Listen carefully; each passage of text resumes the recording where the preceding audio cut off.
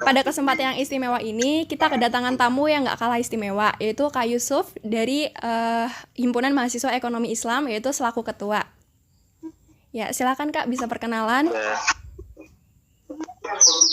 ya perkenalkan, nama aku Yusuf. Aku dari Ekonomi Islam angkatan 2018. Di sini aku diamanahkan sebagai Ketua FPI tahun 2019 sampai tahun 2020. Itu. Sebelumnya terima kasih Kak Yusuf untuk waktu dan kesempatan yang diberikan. Ya, Jadi pada kesempatan yang baik ini kita ya Kak akan berbincang-bincang mengenai larangan mudik, sesuatu yang sulit tapi harus dilakukan. Sebelumnya Kak Yusuf apa kabar Kak? alhamdulillah baik, Alhamdulillah. sehat. Ya, alhamdulillah Kak. Ya, Eh, Kak Yusuf sekarang sudah di rumah atau masih ada di Tembalang Kak? sekarang aku udah di rumah. Udah di rumah itu sejak tanggal 17. Habis UTS langsung pulang. Udah cukup lama ya Kak di rumah? Ya berarti sekitar 2 minggu di Oke. rumah. Oke Kak, jadi pasti Kak Yusuf udah mendengar dong berita tentang larangan mudik ini ya Kak. Ini sedang hangat-hangatnya Kak. Ya, Sebagai mahasiswa sekaligus rakyat biasa, bagaimana tanggapan Kakak melihat adanya larangan ini Kak? oh ya. Jadi kan sebelum pemerintah itu menetapkan larangan mudik itu, pemerintah cuma memberikan himbauan bahwasanya mudik itu dilarang, dan pemerintah yaitu Pak Jokowi itu baru mengeluarkan ketentuan bahwa mudik itu dilarang itu pada tanggal 21 April. Makanya aku pulang tuh kan sebelum itu tanggal 17, berarti itu kan belum ada larangan, jadi aku pulang. Nah, keluar larangan itu tanggal 21 April. Nah, itu tentunya dari pemerintah itu sudah ada pemikiran atau sudah ada pertimbangan-pertimbangan, sehingga pemerintah menetapkan akhirnya dari masyarakat yang tinggal di kota itu dilarang untuk bepergian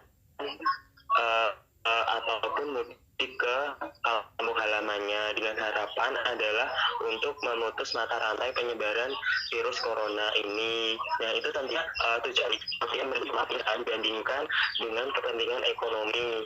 Nah, sebagai mahasiswa atau sebagai pelajar, saya sangat mendukung dengan kebijakan pemerintah tersebut, karena tentunya itu himbauan untuk dilarang mudik itu tentunya sudah dilakukan evaluasi sehingga sampai pada akhirnya dikeluarkan kebijakan untuk dilarang mudik. Dan sebagai mahasiswa tentunya kita juga harus patuh dan juga taat pada protokol-protokol pemerintah yang semata-mata itu tujuannya adalah baik. Dan sebagai mahasiswa juga kita juga memberikan contoh yang baik lah kepada masyarakat Oke Kak. untuk tidak melakukan mudik. Jadi sedikit himbauan juga untuk teman-teman yang masih di Tembalang, mungkin untuk bisa patuh pada aturan pemerintah untuk tidak pulang kampung terlebih dahulu. Itu. Oke Kak, tapi ya Kak, beberapa hari ini juga banyak berita bahwa banyak pihak-pihak yang menilai pemerintah ini sebenarnya lambat dalam menetapkan larangan mudik karena jauh sebelum larangan ini ditetapkan kan penyebaran COVID ini sudah sangat meluas Kak. Jadi banyak pihak yang menilai pemerintah itu sudah sangat lambat. Menurut Kakak sendiri, pemerintah itu sebenarnya lambat atau justru mengambil keputusan di waktu yang tepat?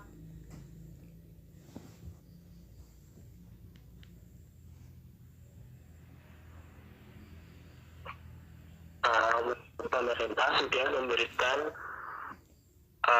kepentingan. Sebelum itu kan pemerintah masih memberikan himbauan, di mana ketika himbauan itu berarti masyarakat masih diperbolehkan untuk kembali ke rumahnya, dengan harapan atau dengan tujuan itu supaya supaya masyarakat yang ada di kota, masyarakat yang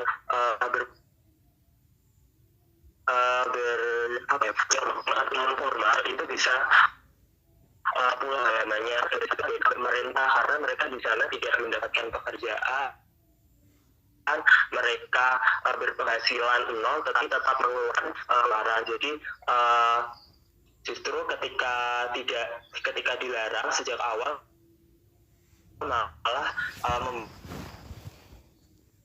membuat masyarakat yang bekerja jadi sulit. Apalagi di sektor non formal itu tetap di kota, maka beban pemerintah untuk memberi dana sosial juga lebih besar karena jumlahnya dia tentunya lebih banyak. Jadi menurut saya pemerintah sudah memberikan keputusan yang tepat dan di saat yang tepat untuk kebijakan ini, kebijakan larangan mudik. Oke Kak, dan juga sebelum ada larangan mudik ini di beberapa daerah seperti yang sudah kita tahu telah ditetapkan PSBB. Tapi pada awal-awalnya nih Kak, banyak berita bahwa PSBB dan larangan mudik ini kan sama-sama mendapatkan respon negatif dari publik. Lalu dari sudut pandang Kakak melihat hal ini bagaimana Kak?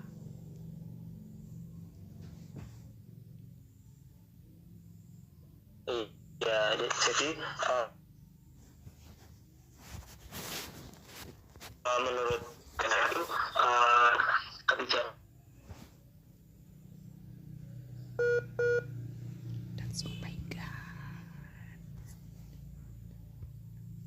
Halo Kak? PSBB itu mendapatkan masyarakat itu ini mereka akan mendapatkan ya. Iya Kak? Kedengeran nggak? Kedengeran Kak? Kedengeran Kak? Iya. Tadi pertanyaannya itu ya.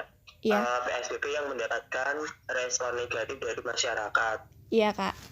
Nah itu menurutku sebabnya adalah dari masyarakat ada timbul rasa ketakutan ketika mereka benar-benar tidak keluar rumah dan tetap di rumah aja karena mereka tidak bisa mendapatkan penghasilan dan mungkin untuk masyarakat yang berpenghasilan menengah ke atas itu mereka lebih cenderung taat dan patuh pada aturan karena memang mereka memiliki saving yang sudah dipersiapkan sebelumnya. Tapi untuk masyarakat yang berpenghasilan menengah ke bawah dan tidak memiliki saving, mereka akan kesusahan dengan adanya kebijakan ini.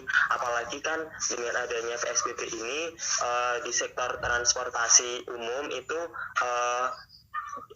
sangat berkurang. Jadi kebanyakan dan himbauannya itu kan kita harus menggunakan kendaraan pribadi, sementara untuk masyarakat yang menengah ke bawah itu untuk kendaraan pribadi kan kebanyakan belum memiliki. Jadi kebijakan tersebut juga sebenarnya memberikan dampak positif tetapi juga memberikan dampak negatif bagi masyarakat yang berpenghasilan menengah ke bawah seperti itu. Oke Kak. Terus juga beberapa hari ini banyak sekali muncul di berita bahwa oke mungkin kita tahu para pengendara yang dia harus putar balik tuh dari hari ke hari semakin menurun Kak. Tapi kita juga nggak bisa menutup fakta bahwa dari hari ke hari masih ada saja pemudik yang bandel, maksudnya ingin melanggar larangan ini. Juga ada aja nih Kak ulah pemudik, salah satunya ada aja pemudik Kak yang dia mudik pakai truk terus ditutup pakai terpal supaya aparat dan pihak-pihak terkait ini nggak tahu. Terus bagaimana pandangan Kakak melihat orang-orang yang masih melanggar hanya demi mudik? Mungkin memang mudik ini jadi tradisi dan pastinya udah dinanti-nanti, tapi biar bagaimanapun larangan ini kan harus tetap berjalan. Bagaimana pendapat Kakak melihat hal ini? Ya, melihat hal tersebut tentunya menurutku wajar karena mudik ini merupakan suatu fenomena sosial di Indonesia yang sudah mengakar kuat dari tahun ke tahun, dan untuk menghilangkan mungkin hal tersebut dikembalikan ke keadaan pribadi dari individu masing-masing terkait bagaimana mereka mengambil sikap, apakah mereka akan taat atau pada aturan atau melaksanakan kebiasaan yang sudah mengakar dari tahun ke tahun. Dan tentunya mereka juga sudah mempertimbangkan matang-matang mereka apakah memutuskan untuk bersedia. Mungkin kalau kita lihat dari sisi lain, juga mereka berkurang, mereka tidak berpenghasilan, kemudian mereka yang untuk mendapatkan untuk makan saja susah di kota-kota, makanya mereka akhirnya memutuskan untuk kembali ke rumah. Tetapi hal tersebut tentunya juga kurang baik ya, karena dengan hal tersebut maka pandemi ini kemudian akan sangat berat untuk dari itu kan bisa. Mungkin solusinya adalah dengan peraturannya itu benar-benar ditegaskan dan juga ada sanksi dan juga pelanggaran yang tegas bagi masyarakat yang nekat melakukan mudik. Tetapi selain itu pemerintah juga harus memberikan solusi bagaimana masyarakat bisa bertahan hidup di kota namun bisa tetap mendapatkan kehidupan yang layak, misalnya dengan memberikan dana sosial atau bantuan sosial yang rutin kepada masyarakat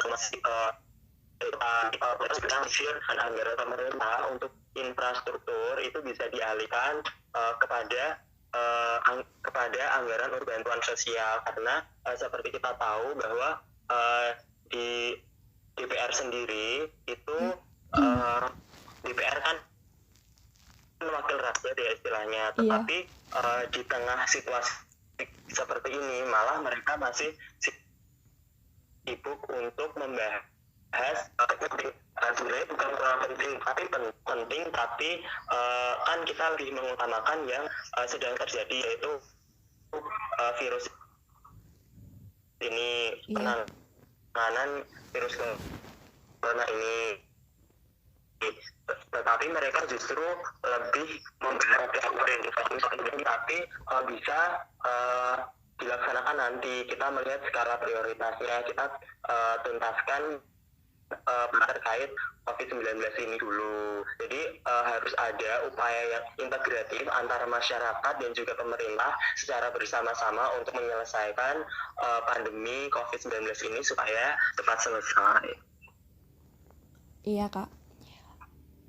Lalu juga beberapa hari ini, Kak, ada berita bahwa sempat ada berita yang akhirnya dibantah oleh Kapolri bahwa pemudik itu boleh mudik ke tempat asalnya dengan membawa surat keterangan. Tetapi hal ini memang kemudian dibantah. Lalu kita berandai-andai, Kak, jika benar-benar hal ini diperbolehkan, menurut Kakak itu bagaimana dari sudut pandang Kakak? Nah, jika hal tersebut tetap diperbolehkan, tentunya hanya akan memperkeruh keadaan. Karena apa? Karena tentunya akan banyak pihak yang memasukkan dokumen tersebut untuk dapat pulang ke rumah. Nah, itu sebenarnya juga terdapat kesimpang informasi antara dari Kepolisian Republik Indonesia dengan Kementerian Perhubungan, di mana dari Kementerian Perhubungan ini belum ada aturan yang terkait pemberhentian atau larangan mudik, tetapi dari Kepolisian Republik Indonesia memang sudah benar-benar melarang dan juga menindak tegas dari masyarakat yang nekat untuk melakukan mudik. Nah, mungkin solusinya adalah lebih menjalin kerjasama antara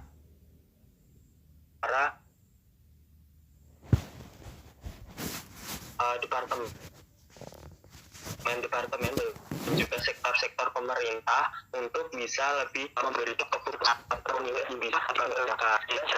Juga tidak bingung mana berita yang harus diikuti dan mana aturan atau berita yang sebaiknya dipilih seperti itu. Lalu juga menyambung yang tadi kakak sampaikan, ada juga usulan dari dari kementerian, termasuk di dalamnya ada Kementerian Perekonomian, bahwa sebaiknya aturan ini dikaji ulang dan semacam mereka mengusulkan untuk aturan ini dilonggarkan kak, dengan alasan untuk menjaga perekonomian.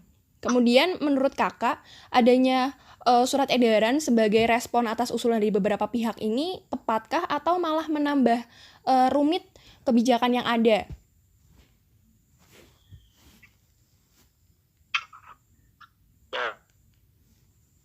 Jadi seperti yang kita tahu dari masing-masing sektor itu, misalkan sektor perekonomian itu memiliki arah keputusan sendiri. Dari Kementerian Perhubungan atau sektor perhubungan itu memiliki arah kepentingan tersendiri yang semuanya tentunya ingin mendapatkan hasil yang optimal, tetapi mungkin dari salah satu pihak itu harusnya ada yang pemberitaan atau plan yang lebih matang untuk bisa mengikuti salah satu sektor atau departemen itu, sehingga tercipta satu keputusan atau satu aturan yang bulat. Memang ini suatu keputusan yang berat, semuanya buruk. Apakah kita harus mengutamakan kesehatan ataukah kita harus mengutamakan perekonomian? Hal tersebut tentunya merupakan suatu keputusan yang sangat sulit, tetapi dari arahan dari Bapak Presiden sendiri yang dikeluarkan pada tanggal 21 April itu, Presiden Republik Indonesia cenderung lebih mengutamakan pada sektor kesehatan lebih dahulu. Apabila masyarakatnya sudah sehat, maka sektor perekonomian juga akan tumbuh sebagaimana semestinya. Dan untuk sektor perekonomian itu juga bisa dialihkan ke industri-industri yang memang bisa dikerjakan atau bisa diproduksi tanpa harus memberikan atau tanpa harus melakukan interaksi secara langsung. Jadi lebih harus ada inovasi-inovasi dari pelaku-pelaku usaha yang ada di Indonesia untuk dapat tetap berproduksi, untuk dapat produktif di tengah situasi seperti ini. Iya kak, agar para pekerja non formal yang selama ini juga keadaannya susah tidak bertambah susah ya kak. Ya betul. Lalu gini kak, pasti di tahun sebelumnya sebagai mahasiswa yang kalau boleh tahu kak Yusuf asalnya dari mana kak? Dari Wonogiri. Berarti di tahun sebelumnya kakak juga mudik ya kak? Sebagai iya kak, tahun kemarin kakak mudik juga, sebagai seseorang yang mudik, dan pasti mudik jadi hal yang dinanti-nanti, tapi dengan kondisi yang seperti ini, banyak yang harus lebaran jauh dari keluarga. Apa yang ingin kakak sampaikan untuk teman-teman yang harus lebaran jauh dari keluarga? Mungkin untuk yang masih di sana atau masih di perantauan, itu teman-teman harus ikhlas, harus nggak apa-apa di sana dulu, karena ini memang untuk kebaikan kita semua. Karena kan kita tidak tahu ketika kita balik apakah kita membawa virus atau tidak, dan justru ketika kita memutuskan atau memaksakan untuk balik, maka dapat membawa dampak yang lebih baik bagi keluarga kita. Maka sebaiknya kita tetap mengikuti protokol dan juga aturan pemerintah yang pada dasarnya aturan itu dibuat untuk kebaikan masyarakat Indonesia itu sendiri. Dan tradisi itu memang bisa kita tinggalkan. Maksudnya kita tinggalkan ketika dalam kondisi seperti ini, karena itu hanya merupakan tradisi, bukan merupakan suatu aturan atau kaidah yang harus dilaksanakan. Umumnya bagi umat muslim ya, bagi umat muslim mudik Iya. itu bukan merupakan suatu kewajiban, tetapi cuma merupakan suatu tradisi. Jadi untuk itu maka bertahan di perantauan untuk tidak mudik itu merupakan suatu keputusan yang baik dan juga keputusan yang bijak, dan kita juga masih bisa bersilaturahmi dengan berbagai alternatif seperti melalui WhatsApp atau melalui via online daring lainnya, dan itu juga tidak mengurangi hubungan dan juga silaturahmi antara keluarga dan juga kita yang masih ada di perantauan. Jadi sama saja, justru nanti ketika kita menunda itu, maka tingkat kepuasan kita bertemu setelah sekian lama nggak bertemu itu akan lebih maksimal, dan nantinya akan lebih mungkin lebih akrab lagi dengan keluarganya, karena sudah lama nggak bertemu tapi sampai akhirnya bisa bertemu. Nah tentunya itu akan menimbulkan kepuasan dan juga kesenangan yang berbeda. Ya, ada yang ingin disampaikan lagi, Kak? Cukup. Terima kasih Kak Yusuf untuk kesempatannya, dan juga terima kasih untuk obrolan-obrolan hangatnya. Jadi seperti yang sudah kita sepakati Kak, bahwa sekali lagi larangan mudik ini bukan sesuatu yang mudah untuk dilakukan, berat yang pasti untuk kita semua, apalagi harus berlebaran jauh dari keluarga. Tapi demi kebaikan bersama dan juga untuk menghentikan penyebaran COVID-19 ini, mau tidak mau harus dilakukan.